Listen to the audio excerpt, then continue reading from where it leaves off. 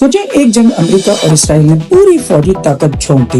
Iran ने सीना तान कर मुकाबला किया, लेकिन एक मुल्क ऐसा था जो मैदान में उतरा ही नहीं और फिर भी सबसे ज्यादा कमा गया। वो मुल्क चीन है। सवाल ये है कि चीन को मिला क्या? सबसे पहले तेल, और कहानी यहीं से दिलचस्प होती है। चीन दुनिया का सबसे बड़ा तेल का खरीदार है और ईरान बरसों से इसे सस्ते दामों तेल बेचता है। जंग छिड़ती है तो कीमत आसमान की तरफ भागी। कुछ माहिरीन कह रहे थे $200 फी बैरल, बस वक्त की बात है। मगर चीन ने एक ऐसी चाल चली जिसने सबको हैरान कर दिया। इसने खुद ही अपनी तेल की खरीदारी कम कर दी। राइटर कहता है चीन की यही कम तलब उसे बड़े धमाके को रोकने की वजह बनी, जिसका खदशा सबको था। कीमत बड़ी जरूर पड़ी, लेकिन चीन ने दुनिया को पैगाम दिया कि इसे हर कीमत पर तेल खरीदने की जरूरत नहीं।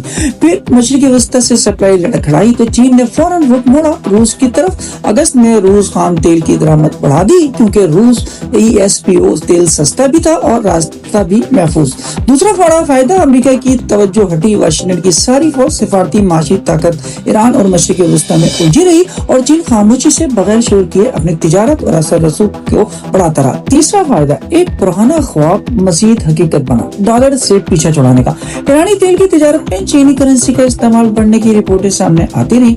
मगर रुकिए, ये कहानी सिर्फ फायदे की नहीं। चीन खुद भी इस जंग की जद में आया, क्योंकि इसका बेशतर तेल अब राय से होकर गुजरता। अगस्त में ईरान से आने वाली तरसीलात यकम गिर गई। चीनी खरीदार भाग गए ब्राजील और इराक की तरफ। तो असल नतीजा क्या निकला? चीन ने ना ईरान की तरह जंग लड़ी, ना अमेरिका की तरह अरबों डॉलर की मशीनरी मैदान में उतारी, लेकिन बहरान को मौके में बदल डाला। सस्ता तेल, रूस की तरफ झुकाव, आलमी कीमत पर अपना असर और अमेरिका का मशरिकी वस्ती में फंस जाना, ये सब चीन की झोली में गिर गया।